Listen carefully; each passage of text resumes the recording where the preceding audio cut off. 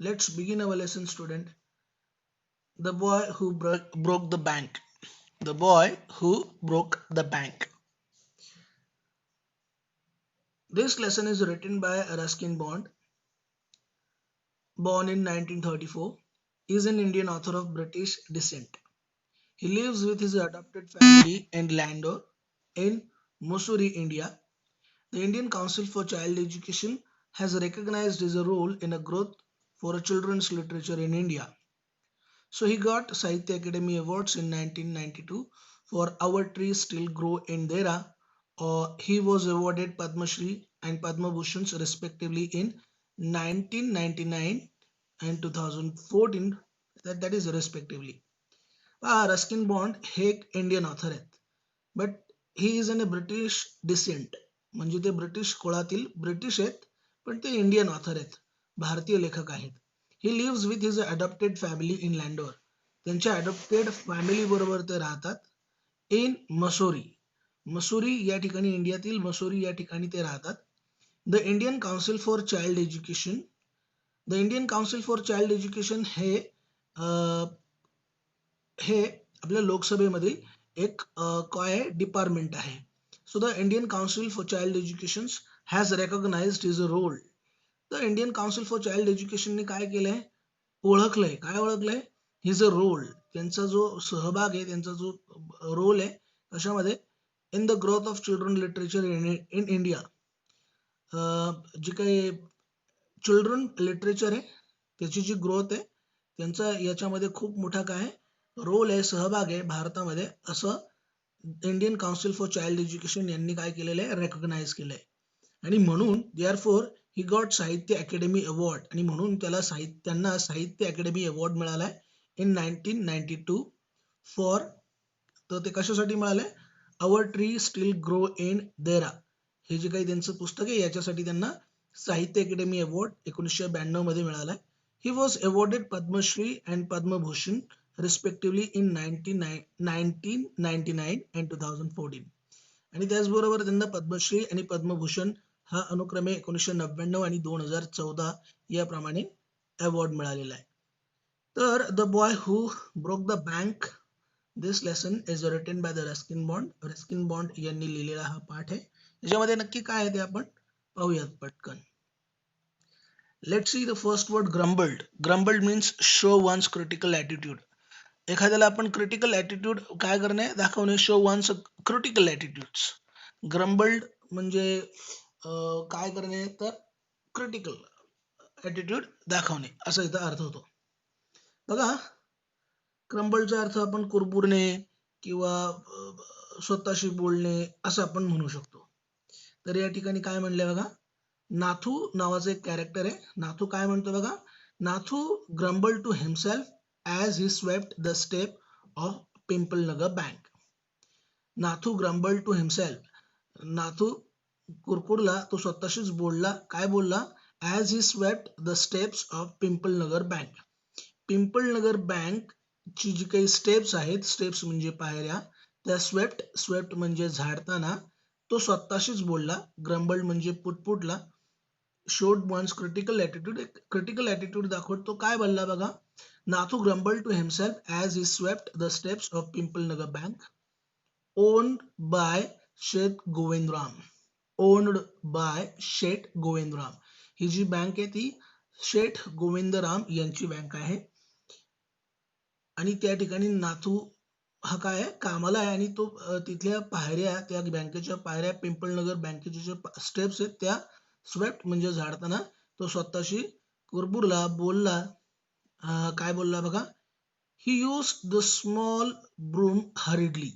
त्याने broom, broom म्हणजे झाडू, त्याने जो छोटा झाडू होता तो काय केला, घाईघाईने यूज करायला सुरुवात केला किंवा पटपट झाडून घ्यायला सुरुवात केली. अँड केअरलेसली, आणि ते पण कसं, केअरलेसली, काळजी न घेता केअरलेसली त्याने तो जो ब्रूम होता तो वापरायला सुरुवात केली. अँड द डस्ट, आणि त्यानंतर काय झालं, dust after rising in a cloud above his head, म्हणजे ढगाप्रमाणे त्याच्या डोक्यावरती जी काही डस्ट आहे ती काय करायला लागली, इट्स रायझिंग, तरंगायला लागली.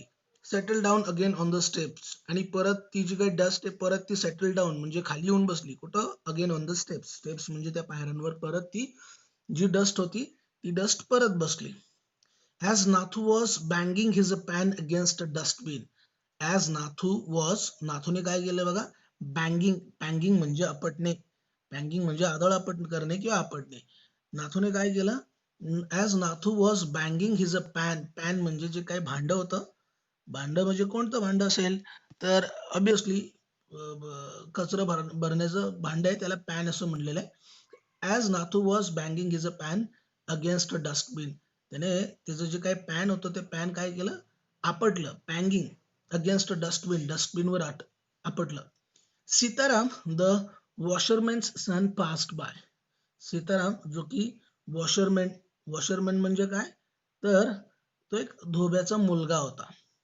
आता आपल्याला एक कॅरेक्टर इथं मिळालं, एक नाथू, आणि आता दुसरं कॅरेक्टर आहे सीताराम. काय म्हणले बघा? As Nathu was banging his pan against dustbin. नाथूने त्याचा जो पॅन होता, भांड होतं ते त्याने डस्टबिनवर आदळलं. अशातच काय झालं? सीताराम कोण होता? द वॉशरमॅन्स सन म्हणजे धोब्याचा तो मुलगा होता. पास्ड बाय म्हणजे शेजारून जात होता.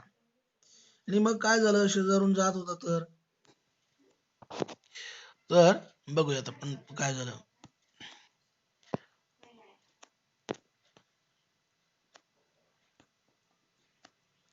Okay. Sitaram on on his delivery round. बघा असं म्हणलंय, Sitaram was on his delivery round. Sitaram तो त्याच्या कामावरती निघाला होता. त्याची जी डिलिव्हरी म्हणजे जो माल पोचवायचा होता त्याच्यासाठी तो निघाला होता. Sitaram was on his delivery round. He had a bundle of freshly pressed cloth. त्याच्याकडं एकदम फ्रेश अशा जे कापड होतं ते कापड कसं होतं? प्रेस केलेलं म्हणजे इस्त्री केलेलं कापड चा बंडल त्याच्याकडे होता. ऑन हिज हेड त्याच्याकडे कुठं होता? तो डोक्यावर होता. Sitaram was on his delivery round. Sitaram तो त्याच्या डिलिव्हरीसाठी निघाला होता. जे काही त्याचं काम होतं ते देण्यासाठी. तो वॉशरमॅनचा मुलगा होता, धोब्याचा मुलगा होता. He had a bundle of freshly pressed cloth balanced on his head. कपड्याची इस्त्री केलेले कपडे हे त्याच्या डोक्यावर होते. आणि मग तो काय म्हणतो बघा, इथं डबल इन्व्हर्टेड कॉमा मध्ये सेंटेन्स आहे. Don't raise such dust he called out to Nathu. तर डायरेक्ट इनडायरेक्ट स्पीच साठी हे वाक्य आपण बघणार यानंतरच्या लेक्चरमध्ये कसं होणार आहे.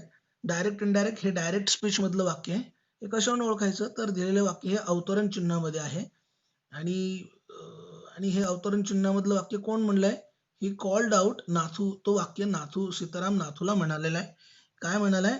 डोंट रेज सच डस्ट म्हणजे अशा पद्धतीची धूळ आहे तू काय करू नकोस, रेज म्हणजे उडवू नकोस, असं या ठिकाणी सीताराम म्हणतोय. Look at this line. Don't raise such dust he called out to Nathu. तो नाथूला ओरडला, म्हणाला डोंट रेज सच डस्ट, अशी धूळ तू उडवू नको. Are you annoyed because they are still refusing to pay you an extra ₹2 a month. तो म्हणतो आर यू अनॉइड, तू रागवलायस का? सीताराम त्याला प्रश्न विचारतो, are you annoyed because they are still refusing to pay you an extra ₹2 a month. महिन्याचे ज्यादा ₹2 द्यावेत याच्यासाठी तू रागवला आहेस का? असा प्रश्न सीताराम नाथूला विचारतो. याच्यावर नाथू काय म्हणतो बघा. याच्यावर नाथू म्हणतो,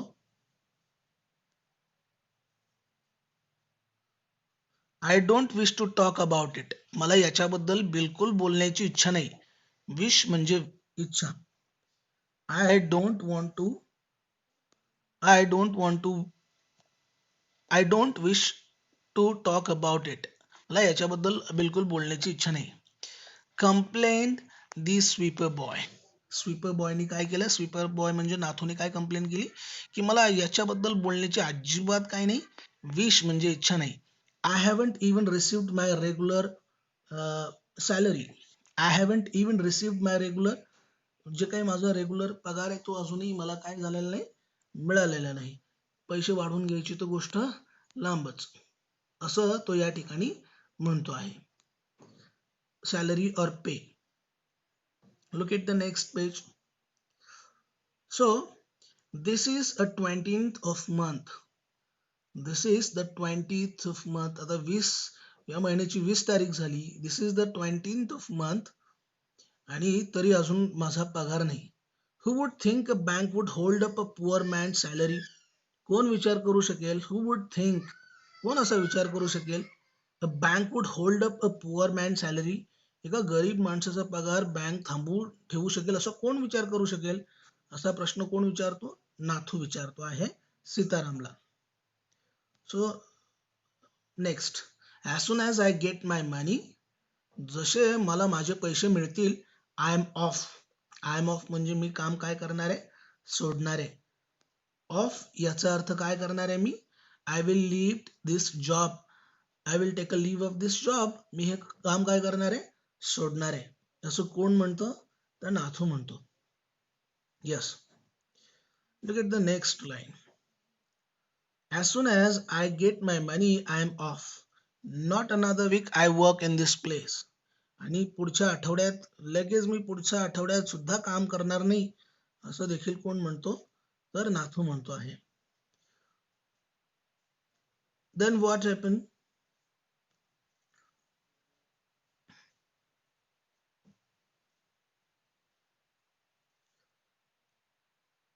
And Nathu banged the pan against the dustbin several times. आणि नाथूने मग बँग बँग म्हणजे आपटायला सुरुवात केली. पॅन भांडे against the dustbin several time. काही वेळा त्याने ते भांडे होतं डस्टबिन पॅन होतं ते पॅन काय केलं? डस्टबिन वर काही वेळा सेव्हरल टाइम्स म्हणजे काही वेळा आदळलं, आपटलं. Just to emphasize his a point. त्याचा जो काही पॉइंट होता तो एम्फसाइज करण्यासाठी, एम्फसाइज म्हणजे त्याच्याकडे अटेन्शन जाण्यासाठी त्याने काय केलं? तो जो पॅन होता तो डस्टबिन वर काही वेळा आदळला. And giving himself a confidence. आणि त्याने स्वतःला काय दिला या ठिकाणी? आत्मविश्वास दिला. पुढं काय होतं बघूयात. Well I wish you luck sed Sitaram. Sitaram म्हणतो, सीताराम जो धोब्याचा मुलगा असतो तो म्हणतो, वेल आय विश यू लक. तुला त्याला तो बेस्ट ऑफ लक किंवा लक विश यू लक असं देतो आणि सांगतो. काय म्हणतो पुढं? I will keep you look out for any job that might suit you. I will keep look out for any job that might suit you. मी तुला एखादा चांगला जॉब बघतो जो की तुला काय होईल? सूट होईल असा जॉब मी तुला बघतो. And he plodded barefoot along the road. And he plodded means what? Walk heavily.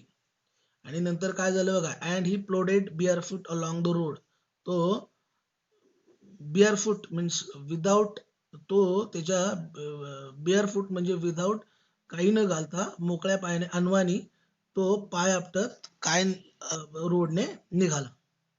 The big bundle of clothes hanging most of his head and shoulder.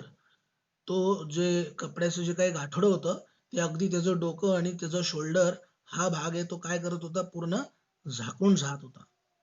ठीक आहे विद्यार्थी मित्रांनो, राहिलेला भाग आपण नेक्स्ट पार्ट मध्ये बघूयात.